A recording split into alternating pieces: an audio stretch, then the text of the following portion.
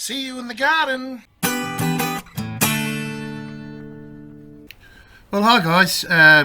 Just a rundown here of what's actually happened. About a month ago, maybe a month ago I would say, this hive was gifted to me, a log hive, and as you can see in the picture there, that's what I got. That's the end that it was cut out. It was sort of cut through the middle, and so it's been a very touch and go situation.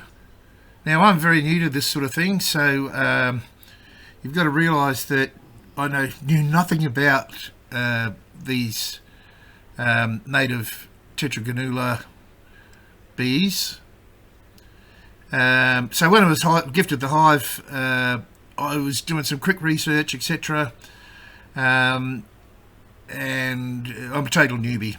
Anyway, you can see down the right corner there, the very right corner, that's probably where the original entrance was.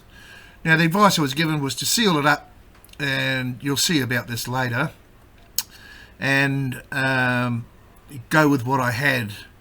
Now, let's go to the next photo.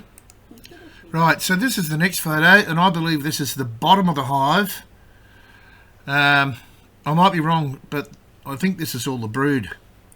And I didn't get to get this part of the hive, otherwise I would have tried to join it back together. So what we're missing is all the brood, and I didn't realise at the time, and neither did the guy that actually chopped it down. So you know, we've got to work with what we've got. So I think that was all the brood. I didn't get any of that, and that's where the queen obviously resides. But I don't know. Anyway, we'll carry on and see where we go from here. Now, here's another photo of the brood, dislodged from the bottom of the half of the hive that I didn't get. I wish I had been able to get that, and as I said,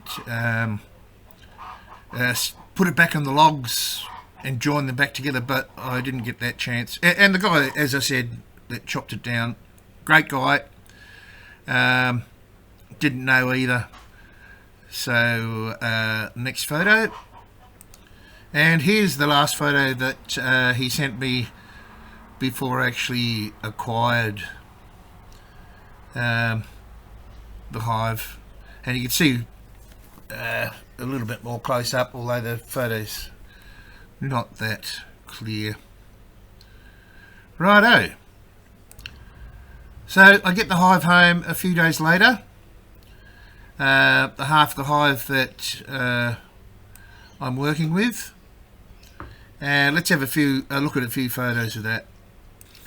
So here's a photo of the bottom of the hive after I had transported it home,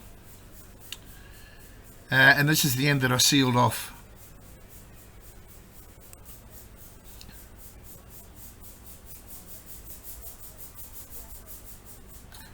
So here you can see just some other photos, maybe a bit brighter, of the bottom of the hive, and you can see the bees there. Let's see what else comes up here. Bit closer, and coming up here is the dimensions of the log itself.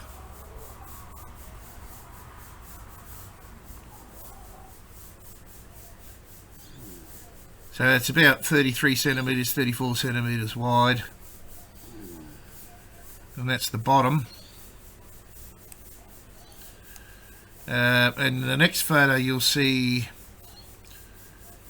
there's a little chainsaw cut there, and that's from the bottom. That chainsaw cut, about 48 centimetres, that chainsaw cut is where the top of the hive is, and of course the top of the log is to my left here. And let's see if the next photo shows how deep the cap of the hive is inside the log. And there we go, from the top of the log at the left hand side there to the cap that the bees have made is about 200 mil. And that's about it for that bit. Just put a short video here of the bees.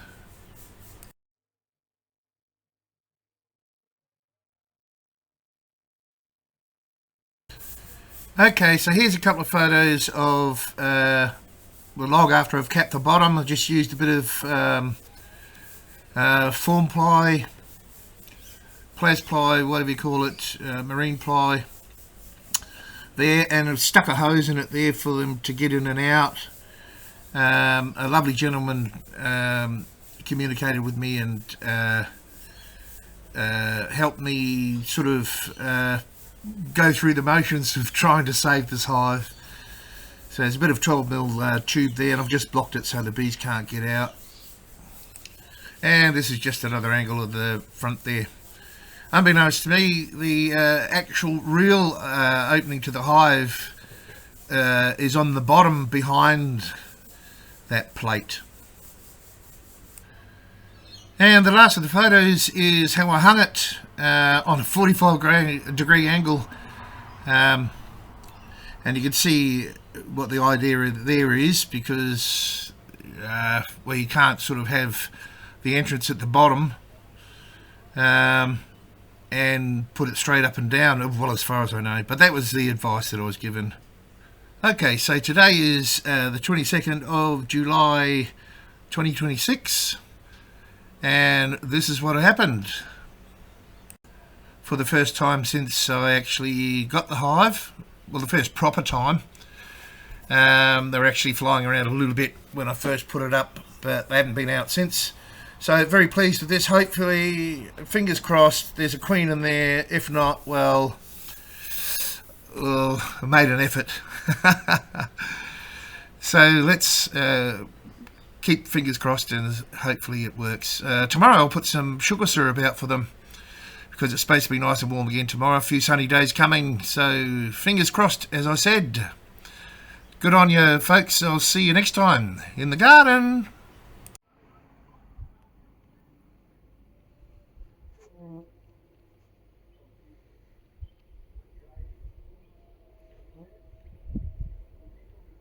So the bees are out today.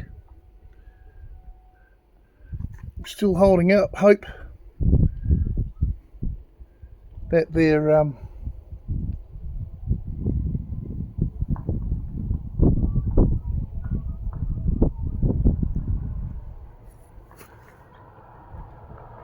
they've got a queen. Still holding out hope that they've got a queen. By jeepers.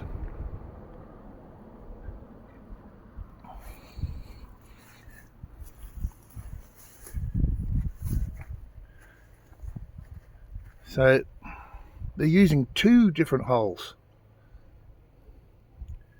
I'm really pleased. See how we go. Time will tell.